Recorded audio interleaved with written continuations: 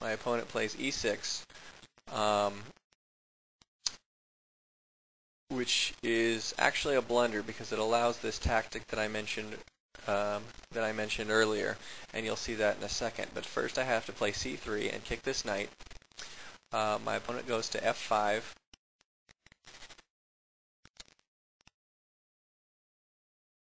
And from here I decided to go ahead with the tactical idea I had, and I played e takes d6. And my opponent recaptures with queen to d6, and my initial thought when I looked at this tactic was I was going to recapture with the queen, threatening this pawn on a7, and also offering an exchange of queens, which if taken, let's say that variation was played, then we would finish the game off looking like this. And although this bishop is back into the game, I'm going to the endgame a pawn up, and black has these two ugly isolated pawns against my strong pawn island here, or my pawn chain here. And black is almost certainly going to lose in this endgame unless I make a critical mistake. However, I realized that wasn't any good. Whoops.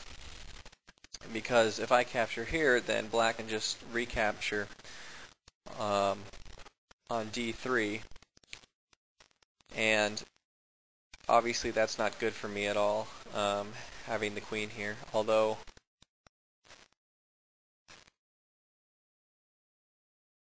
there may still be a way for white to gain an advantage here, but I didn't like that when I looked at it. So instead played knight takes, and now I have this knight on this really great outpost here. Obviously no other pieces can immediately kick it from this point, and I was planning on playing d4 soon, which with this pawn chain here, that's really going to block this bishop in, and it's also going to permanently solidify this knight here. So from here, my opponent played bishop to f6, and the idea behind this was to come down here and threaten a fork with the on the queen and the rook. And now I can't obviously move the queen to either of these two squares because the knight will simply capture it. So I have to move it away, and then not only will black come in and pick up the rook, but he'll also probably pick up the knight here at some point. So obviously I have to do something which prepares for that. And my initial instinct here was to play g3, but I found a better move, and that move is simply knight to e4. Because now if black plays maybe that's right. Okay, maybe I capture the bishop, and then if black recaptures, I capture the queen, and now he has to move this rook out. And from here, as you can see, I'm just simply up a piece, and black has no compensation for it. So, so black can no longer play queen to h4, or I'm sorry, bishop h4.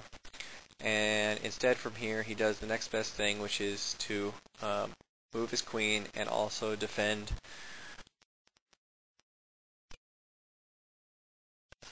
the bishop. So as you can see from here, this game is really starting to go my way. I captured on f6, and the reason for that is because after black recaptures,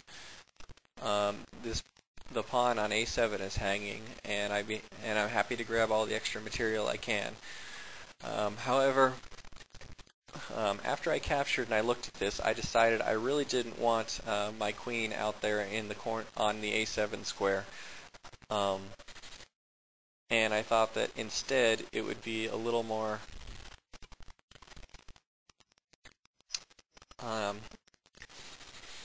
it would be a little better to keep it over here where it can both defend the king and attack the opposing king. Because if I was to play it way over here, then my king is looking a little bit vulnerable on the g1 square.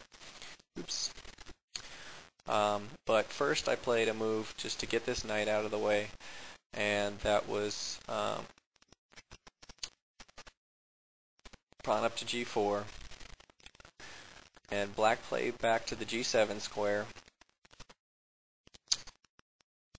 And once again I decided, that I still didn't want to capture this pawn, and instead I played bishop to e3 because capturing it with the bishop makes a lot more sense.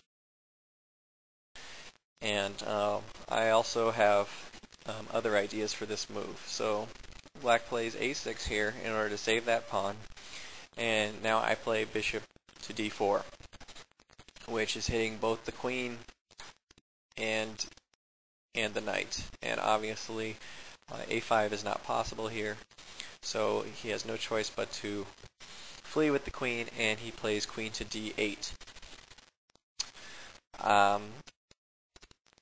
So from here, obviously, like I mentioned earlier, I'm probably having a fairly good endgame here, so it wouldn't hurt to exchange off this bishop for the knight, and then I could come in with the queen here.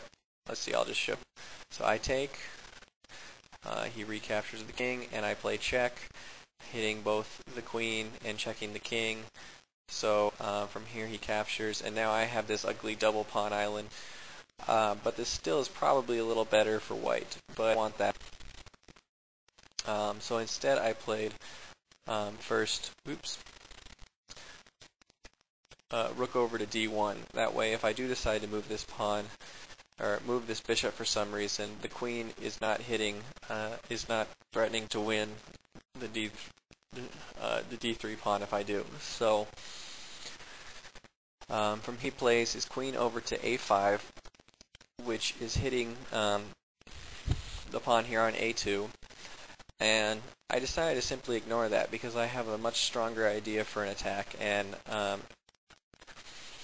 I'm not really concerned with that extra pawn at this point. So I play queen over to h4, and now I'm threatening to play queen h6, and then queen takes on h7 mate. So obviously black has to do something about this, and he decides to sensibly play his rook over to e8. Really the only square it can go, and that's e8. But this does something else for me here. This blocks in the rook here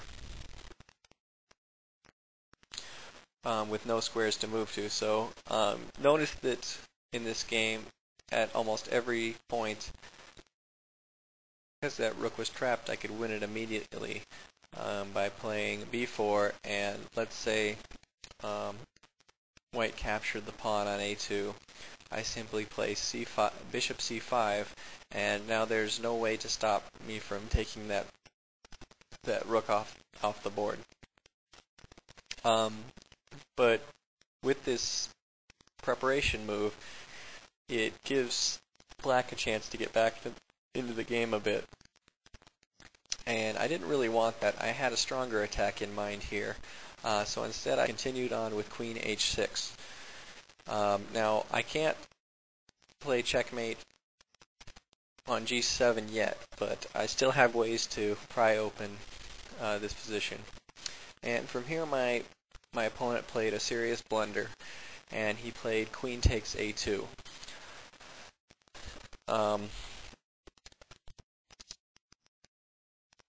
I don't know what the best continuation for black would have been, but he obviously needs to do something about this pressure coming on his king position, and taking a pawn in the corner of the board is not going to solve that at all.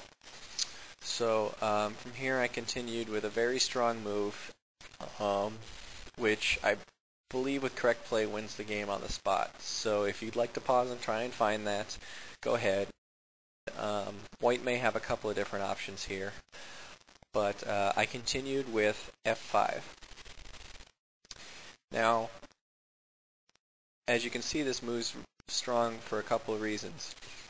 If black were to capture with the g-pawn, then that would open the space up in front of his king, which would, well, I'll just show you that. Let's say he captured there. Well, then I can simply play queen g5 check.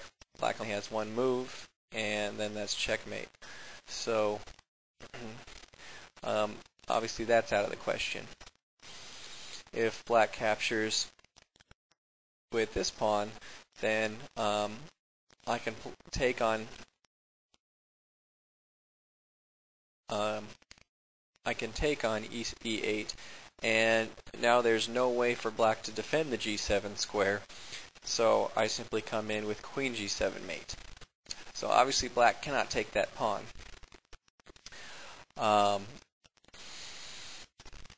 So black has to find another way to defend here, and he thought for a good, probably about 6 or 7 minutes in this position. I remember going out to the kitchen to get something to eat, actually.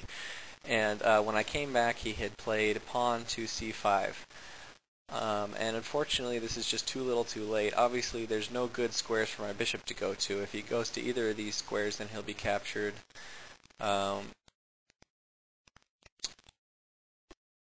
And this square was the only safe square that can continue its threat down this diagonal, and that would block off access with the rook.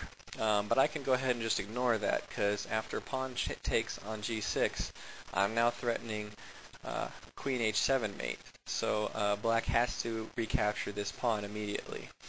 Obviously, he can't capture with the h-pawn, because then I would just bring the queen into h8 for mate. So he has no choice but to capture with the g6 pawn. Now from here, once again, I still went ahead and ignored this threat on c5. So if you want to look for the continuation, go ahead. It's fairly simple. And I played rook f1. So black still doesn't have time to capture here, because now I'm threatening rook f7 mate. So from this position, black thought for quite a long time, and finally it just resigned, because there's no way to survive the incoming attack. For example, if something like he has to block this bishop's access to this diagonal and this rook's access. So, well, I'll just give you a couple ideas. Takes doesn't work, because after this we're back in the same position we were. So the only option to block now is this. And after a move, here, he can try and, do some other things, but it's just not helping. If he blocks it, then I still take. It probably doesn't matter with what piece. I didn't really calculate. But after this, no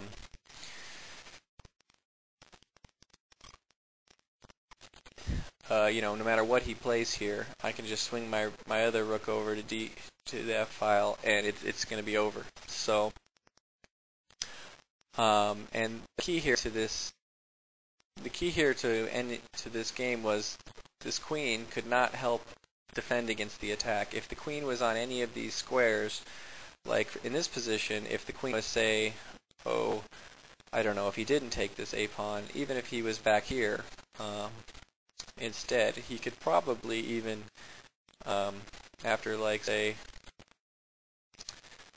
this exchange, if the queen was here, it could swing into this square and at least kind of prolong the game a little longer. Obviously, it was over at that point, but he would have had more options to defend in that position. Anyway, thanks for watching this game, and if you have any comments, anything critical I missed at any point, I would really like to know, so hope to see you soon.